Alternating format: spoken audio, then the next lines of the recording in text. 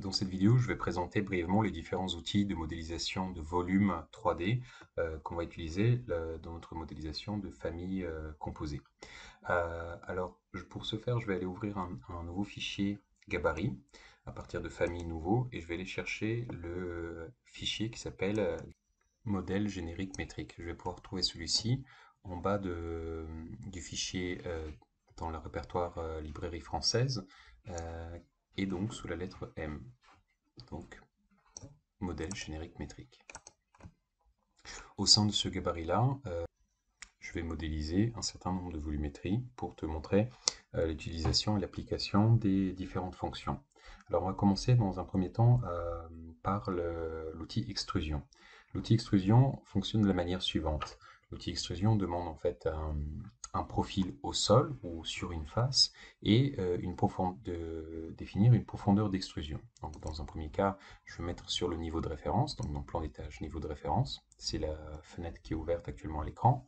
Et je vais cliquer pour créer un rectangle ou un carré de 1200 par 1200 et de dire que je voudrais que la hauteur d'extrusion soit également de, par exemple, 2400, ce qui fait qu'il sera 2 fois plus haut que son encombrement au sol. Une fois que j'ai défini la profondeur d'extrusion et le paramètre et le profil au sol qui va être extrudé le long d'une direction, donc perpendiculaire à ce gabarit, je peux valider et ça va générer une forme. Alors je me mets dans une vue de 3D et je vois que la forme générée, donc du coup c'est le profil qui était au sol extrudé sur une hauteur. Maintenant je reviens dans le même gabarit pour explorer le prochain outil qui est le raccordement. Alors l'outil raccordement, comme son nom l'indique, va créer une volumétrie par le raccordement donc de deux profils. Un qui va être positionné sur un plan de référence et le deuxième profil qui va être forcément sur un autre plan de référence afin de ne pas être confondu avec le premier. Pour ça, donc du coup, on va aller dans une vue d'élévation et je vais mettre dans une vue d'élévation avant où je vois le premier cube créé et je vois un niveau de référence qui correspond en fait à ces vues qui sont répertoriées sous plan d'étage. Je vais être amené à créer un deuxième plan de référence. Donc dans le dans l'onglet du ruban Créer, il y a en fait un intercalaire qui s'appelle référence et au sein de celui-ci, plan de référence. Donc je vais créer un deuxième plan de référence que je vais mettre à cette altimétrie-là. Ou pour être un peu plus cohérent, je vais le situer en haut donc du premier cube, donc à 2400 mm du niveau de référence. Maintenant, je vais cliquer sur ce plan de référence et lui attribuer un nom. Donc je vais cliquer pour attribuer un nom. Je vais l'appeler F3DF présentation, comme le nom de cette vidéo. Donc ce F3DF présentation, c'est le nom qu'on va retrouver dans la liste des plans de référence qu'on va voir maintenant. Maintenant, pour générer le volume par raccordement, je vais aller dans le niveau de référence, c'est-à-dire le niveau bas, puisque si je me place en vue avant, le niveau de référence niveau bas est affilié à cette vue ici. Et je vais créer en fait un volume de raccordement qui va raccorder un volume qui sera dessiné sur ce niveau de référence et en fait un profil qui sera dessiné sur ce niveau de référence et un deuxième profil qui ira sur le niveau précédemment créé qui s'appelle F3DF présentation. Donc je vais sur le niveau de référence, je vais donc créer un volume par raccordement et je vais vouloir créer le volume au sol. Donc le volume au sol, ça m'intéresse à ce qu'il fasse donc du coup de nouveau 1200 par 1200. Et lorsque j'aurai dessiné ce profil, je vais aller cliquer en haut pour modifier le haut de ce raccord. Donc le haut de ce raccord, je vais le dessiner à quel niveau et je vais devoir définir en fait un plan de construction. Et lorsque je vais avoir accès à cette fenêtre-là, qui me demande de choisir un plan de construction, je peux spécifier un nom du plan de construction sur lequel je vais dessiner le deuxième profil. Et ici, je vois que le plan de référence que j'ai précédemment nommé est apparu dans cette liste-là. Donc je clique pour le sélectionner et je suis toujours sur la vue du niveau de référence 0, 0, en fait, qui est au niveau bas, mais par contre je suis en train de dessiner à 2400 mm au-dessus de celui-ci. Et là je peux par la suite dessiner un rectangle et aussi créer une rotation de celui-ci, par exemple de 45 degrés. Et maintenant que mes deux profils ont été générés, je valide cette esquisse-là et je vais voir ce qui se passe en 3D. Donc le premier outil qu'on a utilisé, c'est extrusion, c'est-à-dire c'est une extrusion linéaire selon une distance d'extrusion, et le deuxième, c'est le raccord de deux profils situés sur deux plans de référence différents. Maintenant, on va passer à la troisième outil qui est disponible dans les générations de volume, celui qui est celui de pouvoir faire une révolution. Alors, l'outil révolution, il sera plus pratique de pouvoir l'explorer dans une vue de face, donc par exemple dans la vue avant, et il se présente de la manière suivante. Lorsqu'on lance l'outil révolution, le ruban nous présente deux choix, un d'avoir une ligne de contour et l'autre de choisir un axe. Donc dans un premier temps, je vais choisir une ligne d'axe que je vais situer sur cette vue. Alors pour créer cet axe-là, il va falloir que je le crée dans une vue ou dans un plan un plan de construction qui est parallèle ou qui comprend cette ligne d'axe. Pour l'instant, le plan de construction actif, c'est celui-ci qui est qu'on appelait F3DF présentation. Il va falloir que je choisisse donc du coup un nouveau plan et le nom de plan de construction que je veux choisir, c'est le centre avant-arrière. À savoir que c'est le plan de construction qui est défini par cet axe-là, qui s'appelle avant-arrière, et celui-ci s'appelle gauche-droite. Donc je me repositionne de nouveau dans la vue avant, et je vais cette fois-ci définir mon axe. Donc je dessine un axe de révolution, autour duquel je vais créer un gabarit qui va tourner comme dans la tour d'un potier, autour de cet axe-là. Et maintenant, je vais choisir mes lignes de contour. Donc les lignes de contour doivent être jointes et non pas dépasser l'une par rapport à l'autre, et créer un profil continu. Donc dans ce cas-là, je vais créer donc une sorte de vase et venir le refermer en un profil complètement fermé. Lorsque j'ai défini les lignes de contour et que j'ai un profil fermé dont les traits ne dépassent pas de cette manière-là, alors pour être sûr que le profil soit fermé, on peut utiliser les outils de raccord. Et pour vérifier qu'il est bien fermé, il suffit de glisser la souris vers une des lignes constitutives de ce profil-là et de taper sur la touche Tab afin d'avoir l'ensemble du contour sélectionné. Lorsqu'on est sûr que c'est une boucle fermée, il suffit de valider et il va générer en fait une forme par révolution qu'on peut observer en 3D. Maintenant, on va s'occuper de l'autre outil qui est assez utile pour la génération de familles 3D en fait, dans l'architecture, à savoir l'extrusion parchemin qui va nous permettre notamment de créer des contours de cadres de porte, de profil, le long d'un mur ou le long d'une face. Donc je vais choisir extrusion parchemin. Alors extrusion parchemin fonctionne de la manière suivante. Donc j'enclenche l'outil extrusion parchemin et le ruban se transforme pour me donner les choix suivants. Donc dans un premier temps, il va falloir que j'esquisse une trajectoire. Alors il va falloir esquisser une trajectoire, oui, certes, mais sur un plan de construction. Donc du coup, ce que je vais choisir, c'est de esquisser la trajectoire donc de mon extrusion parchemin et après ça de définir le plan de construction. Et là, dans les noms qui existent, je vais choisir le plan de construction avant-arrière et je vais dire OK.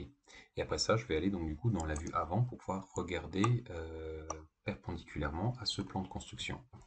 Donc maintenant, je vais définir un chemin d'extrusion.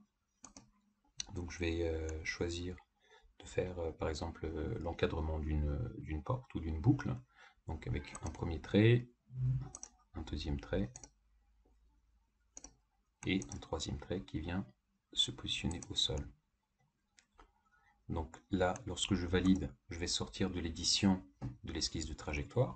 Et maintenant, dans un deuxième temps, il va falloir que je fasse glisser un profil le long de ce chemin-là en 3D. Et maintenant, il va me demander donc soit de charger un profil qui est également une famille au sein de Revit, soit d'en créer un de toutes pièces au sein de ce projet-là. Donc dans ce cas de démonstration, je vais aller modifier le profil actuel. Donc je modifie ce profil-là et je veux, donc là Revit m'invite de me mettre dans une vue qui est cette fois-ci parallèle à cette petite face. Donc je vais aller dans une vue qui s'appelle niveau de référence. Donc dans niveau de référence, je vois deux plans de référence autour desquels je vais devoir esquisser mon profil. Donc dans ce cas-là, je vais dessiner un profil qui ressemble à un U en fait en plan et qui admet un certain nombre de décalages en plan, à savoir des décalages de par exemple une vingtaine de millimètres, vers l'intérieur. Là encore, le profil doit être une boucle fermée, le profil qui va être extrudé, donc je vais être amené à fermer ici et ici ce profil. Lorsque l'édition de ce profil est finie, donc lorsque c'est une boucle fermée, je peux valider l'édition de ce profil et je ressors en fait dans la tranche intermédiaire des outils de modélisation qui me permettent en fait de valider l'extrusion de ce profil-là par rapport au chemin que j'ai précédemment défini dans la vue avant. Et lorsque je clique sur valider, ça a généré une forme 3D qui, elle, est issue, alors je vais zoomer un petit peu plus en vue 3D, qui, elle, est générée par l'extrusion de ce profil défini dans la vue de profil le long de la trajectoire esquissée au début de l'exercice. Maintenant, je passe au prochain outil, celui des formes vides. Alors, les formes vides sont les mêmes outils de création que les extrusions ou les révolutions qu'on a vues précédemment, à savoir juste la différence qu'elles vont générer un évidement au sein d'un autre volume dans lequel elles vont venir s'impacter. Alors la démonstration ici, je vais copier par exemple en vue de niveau de référence, je vais copier le premier volume, donc celui qui était le cube d'extrusion, et je vais le dupliquer en fait à droite de notre projet. Et maintenant, je vais me mettre dans une vue avant et je vais vouloir créer une forme vide qui est un vide par extrusion notamment. Je vais vouloir créer en fait une extrusion tout au long de cette boîte-là. Et ici, je vais pouvoir choisir du coup au niveau 3D mes plans de référence. Alors, une autre méthode de choisir son plan de référence, c'est de dire que je veux créer mon profil d'extrusion dans un premier temps et de définir mon plan de construction. Je peux soit le définir par rapport à une liste qui référence les plans de construction existants dans le gabarit, ou ceux qu'on a créés, ou venir choisir dans une vue de 3D de visu mon nouveau plan de construction. Dans ce cas-là, je vais choisir le nouveau plan de construction et je vais venir glisser la souris le long de cette arête-là, l'arête avant. Ça veut dire que maintenant, je vais être amené à dessiner sur ce plan uniquement mes nouveaux profils. Pour afficher un plan de construction, il y a à côté de définir l'outil afficher, ce qui me permet de voir où est le plan de construction actif. Et pour plus de confort, je peux bien sûr agrandir ce plan afin de pouvoir mettre en relation des objets qui flottent un peu dans le vide. Maintenant, je vais mettre en vue avant et je vais dessiner le profil pour mon extrusion d'évidement de ce cube. Alors, je vais me créer ici donc un évidement d'une profondeur de 2400 mm, mais je vais le créer aussi par rapport à un décalage de une trentaine de millimètres par rapport au bord du premier volume. Alors là, je suis en train de mettre la souris le long des bords que je vois, seulement que le bord de l'évidement est à l'extérieur du volume. Si je tape sur la touche espace, il va se retrouver à l'intérieur, ce qui me convient. Et je valide l'extrusion de ce chemin. J'enregistre le projet. Donc je vais enregistrer ce projet-là sous F3DF présentation.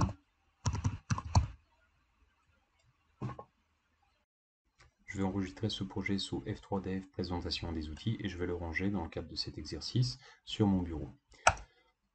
Donc j'enregistre et maintenant je vais regarder dans 3D qu'est-ce qui a été vidé au sein de la première boîte. Donc je vois qu'il y a une forme vide qui a été créée. Donc je suis parti d'un volume plein. Je vais même me mettre en vue ombrée pour que ce soit un peu plus évident. Je suis parti à partir d'un volume plein que j'ai copié ici et j'ai créé dans ce volume plein un autre volume qui va créer un évidement au sein de celui-ci. Je peux à tout moment ajuster l'extrusion ou la fin d'extrusion de ce volume-là. C'est-à-dire que s'il ne traverse pas complètement le volume, je vais me retrouver dans le cadre de, par exemple, une boîte ou une boîte qui est ouverte sur une seule face. Ce qui va nous permettre de générer des formes au sein des familles. Maintenant, bien sûr, il peut y avoir l'évidement par chemin, et je vais te montrer en fait le deuxième outil. C'est donc je vais copier le volume qui a été créé par une extrusion qui connecte deux profils, donc c'est le raccord de deux profils, et je vais créer une forme évidée qui va venir vider cette forme-là. Alors, pour créer la forme évidée, je vais aller donc créer forme vide et forme vide par raccordement. Dans un premier temps, je vais créer donc du coup le bas de ce raccordement et je vais définir un plan de construction. Alors ce plan de construction, je ne vais plus le définir dans une liste, mais je vais te montrer une autre méthode, c'est de choisir un plan de visu dans l'espace de modélisation.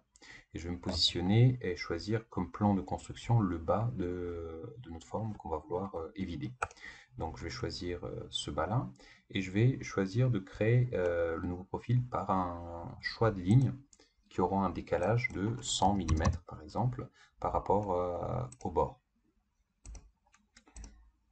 Donc voilà, je crée le bord du bas et maintenant je vais modifier le haut et de nouveau je vais choisir un plan de construction pour le haut du raccord vide et je vais choisir le haut du volume plein.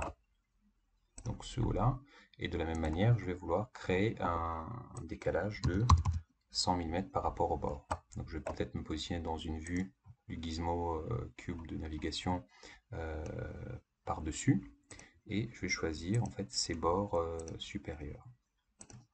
Ici, je regarde que la seconde extrémité doit être placée à 2400 mm de la première, ce qui me donne en fait ce qui est équivalent à l'amplitude entre les deux plans de référence qui ont servi à l'époque la construction de la première forme pleine.